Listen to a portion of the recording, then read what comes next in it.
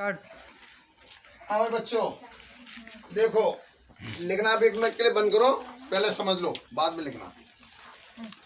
कल मैंने आपको सेंटेंस के बारे में, टेंस के बारे में बताया था। इतना तो जान ही गए आप। टेंस 3 प्रकार के होते हैं। कौन कौन से कोई बच्चा बता सकता है? भूले तो नहीं हो? प्रेजेंट, पास्ट, फ्यूचर, ये बताया था ना, प्रेजेंट, पास्ट, फ्यूचर। आज हम आपको प्रेजेंट इंडेफिनिट टेंस पढ़ाएंगे, ठीक जी। तो इसमें पहचान सबसे पहले मेन बात आती है। इसमें पहचान, इसमें क्रिया की पहली अवस्था फर्स्ट फॉर्म का प्रयोग होता है। इसमें कार्य का चलना या चल रहा होता है, इस बात का ज्ञान नहीं होता कि कार्य पूरा हुआ या अधूरा हुआ, यानी कार्य पूर्ण है या अपूर्ण है, ठीक जी। इन वाक्यों के नंबर 2, इन वाक्यों के अंत में ता है, ती है, ते है, तू है, ती हूँ आदि शब्द आते हैं, ठीक। बनाने का नियम क्या है इसका, किस तरीके से बनाते हैं? सबसे पहले सब्जेक्ट अंग्रेजी में है, हिंदी में कहते हैं सब्जेक्ट को कर्ता। क्या कहते हैं? यानी कर्ता किसे कहते हैं? कार्य करने वाले को कहते हैं कर्ता। जो व्यक्ति कार्य कर रहा है उसे कर्ता कहेंगे, ठीक जी। जैसे मैं खाना खाता हूँ, मैं खाना खाता हूँ, मैं स्कूल को जाता हूँ, है कि नहीं? तो मैं ही तो कर रहा हूँ इस काम को, तो कौन हुआ कर्ता? कर्ता कौन हुआ? मैं हुआ ना, है कि नहीं? अगर मैं कहता कि तुम जाते हो तो कर्ता कौन हुआ? तो कर्ता आप हुए। तो उसी तरीके से सबसे पहले आएगा सब्जेक्ट यानी कर्ता, फिर वर्ब कहते हैं क्रिया को। किसको कहते हैं? क्रिया को। और कर्ता को कहते हैं सब्जेक्ट। क्या कहते हैं? सब्जेक्ट। तो वर्ब की फर्स्ट फॉर्म में एस या ईएस लगा देते हैं, है कि नहीं? एस या ईएस। अब प्लस उसके बाद ऑब्जेक्ट, ऑब्जेक्ट कहते हैं कर्म को। किसको कहते हैं? कर्म को। यानी कि जो कार्य कर रहा है, पढ़ रहा है, तो उसका कर्म क्या हुआ? पढ़ना। दौड़ना, वो दौड़ रहा है तो उसका कर्म क्या हुआ? दौड़ना। कहते हैं नहीं कि बंदे तू कर्म कर, फल मैं दूंगा। तू काम तो कर कम से कम, उसका रिजल्ट तो मैं दूंगा। अब जब तुम कर्म ही नहीं करोगे तो काम कैसे होगा? जब तुम पढ़ोगे ही नहीं तो याद कैसे होगा? जब तुम लिखोगे ही नहीं तो कॉपी पे लिख कैसे जाएगा? तो ये कर्म तो आपको करना पड़ेगा। अब आप ही करता हो और आप ही कर्म करने वाले हो। तो अब जैसे हमने पहला वाक्य लिखा, पहला सेंटेंस लिखा कि राम स्कूल जाता है। राम स्कूल जाता है। अब कौन स्कूल जाता है?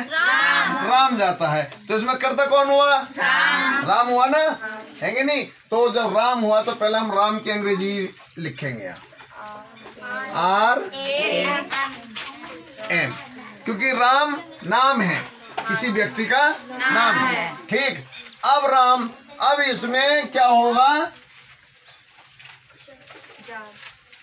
जिसकी ता है और जाने की क्या है?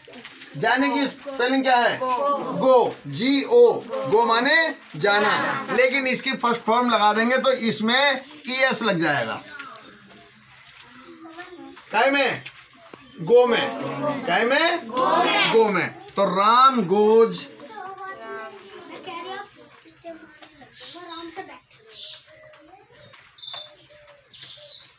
स्कूल को यानी राम गोज टू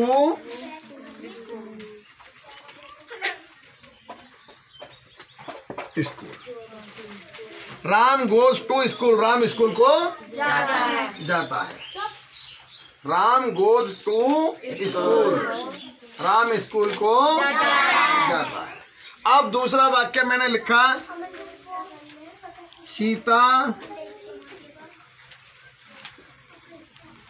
खाना खाती है।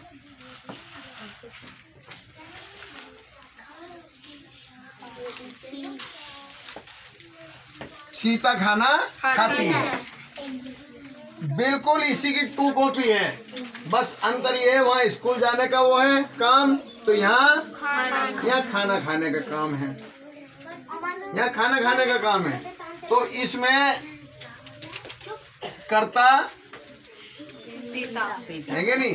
कर्ता कौन है इसमें? अब एक बच्चे खड़े होकर इस वाक्य को कोई बना सकता है? बनाओ, कोई बात नहीं, गलत होगा सही कराएंगे। कोशिश करो बेटे, मेहनत करो, जल्दी करो, हिम्मत। कंचन खड़ी हो, है? संजना खड़ी हो, नैन्सी खड़े हो। हाँ बनाओ बेटे, जो चीज नहीं बताई जाएगी, जो चीज नहीं बनेगी उसे हम बताएंगे नहीं। Sita is eating. पहली बात तो आप ये बताओ, आप इज आर एम का प्रयोग क्यों कर रही हो? कहीं मैंने इसमें लिखा है इज आर एम? नहीं लिखा नहीं। तो जब मैंने इसमें इज आर एम कहीं लगाया ही नहीं, तो आप बार बार इज आर एम क्यों कर रही हो? आपको इज आर एम लगाने का बहुत शौक है, तो इज आर एम वाले कल को बताएंगे हम आपको, है कि नहीं?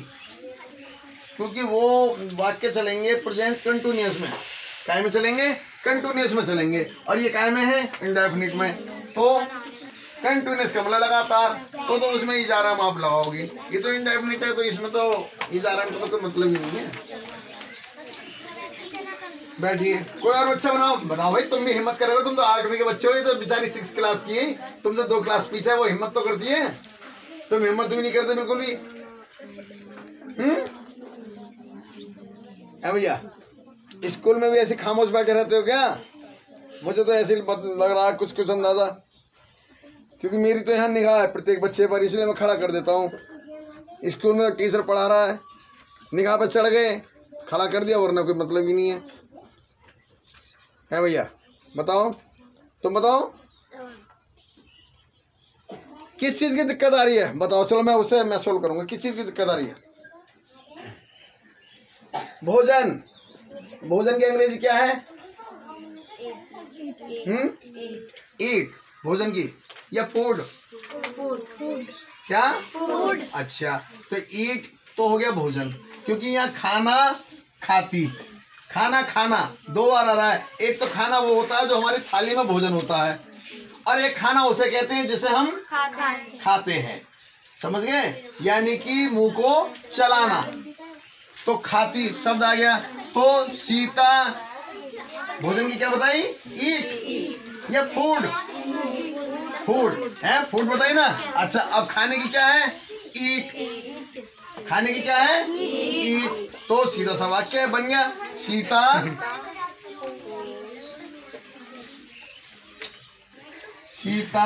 ईट, यानी इसमें लग जाएगी S, eats the food. Sita eats the food. Sita खाना खाती है।